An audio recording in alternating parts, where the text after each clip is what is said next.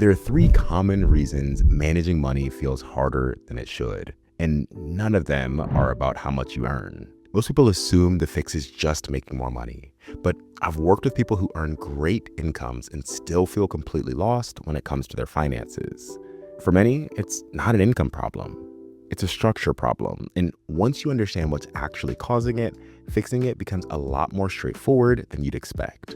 My name's Obi, and I've spent around a decade studying finance, and I've worked professionally in this space as well. By the end of this video, you have a clearer picture of exactly what's making this feel so hard and what to actually do about it. The first reason managing money feels so hard is that people don't have a clear, repeatable system for where money goes. So every month looks something like this. You get paid, you pay bills, you spend on your wants and needs, then you try to save what's left.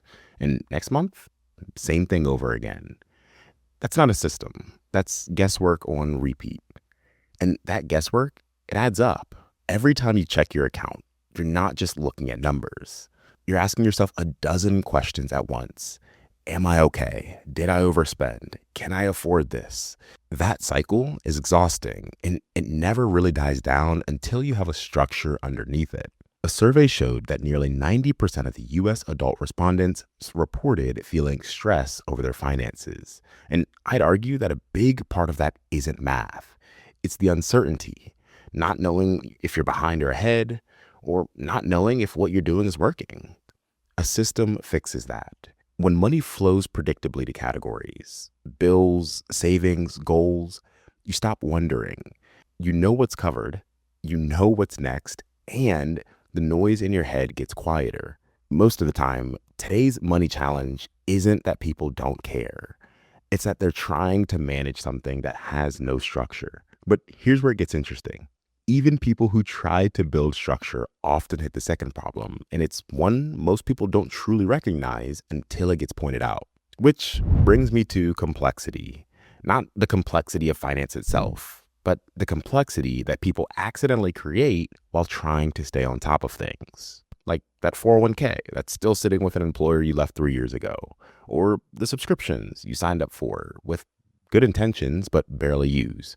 Or the accounts that were opened back in high school that you never touched but never closed. None of it feels like a problem on its own, but together it creates this low level of financial chaos that makes it hard to get a clear picture of where you actually stand. And when everything is everywhere, it can feel paralyzing. And I personally ran into this complexity issue with credit cards.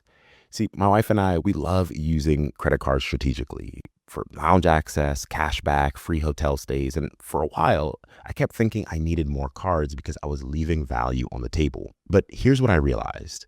When you stack 4, 5, or 6 cards that you're actively tracking, each with rewards expiring at a different time, different rules for redeeming points, and frequent policy updates, you're not just managing money anymore. You're managing a part-time job, and time and mental energy are worth something as well.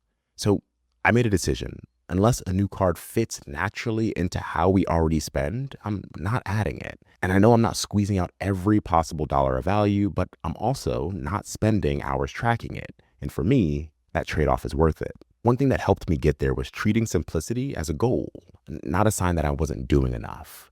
Fewer decisions to make, fewer places to check, more confidence that you actually know what's going on. And those first two show up in your accounts and in your habits. The third one is quieter than that, but it might be costing you the most confidence. The third reason is that most people don't have a framework that they actually trust. So when they take action, there's this constant background noise of, am I doing this right? Or is there a better way that I'm missing? And when you're second guessing every decision, nothing feels settled. You do the work and you still don't feel confident. What changed things for me was grounding my financial decisions in principles that don't shift with trends.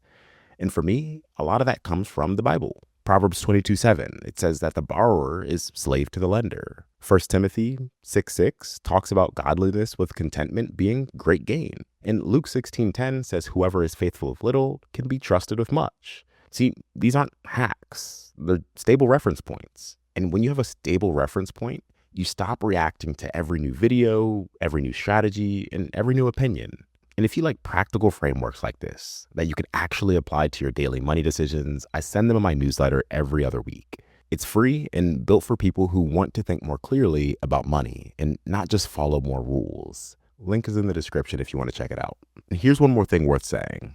A lot of people feel like they're falling behind with money when really they're building without a clear blueprint. Without a system, complexity stacks up. And without a framework, every decision carries more weight than it should. Once you start fixing those things, money doesn't suddenly get easy, but it starts to feel manageable. And manageable is a completely different experience than what most people are living right now.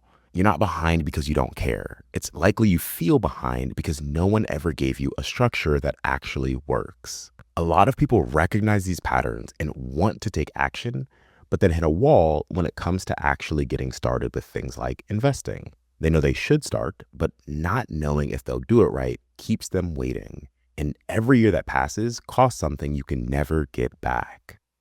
Time. And the compound growth that comes with it.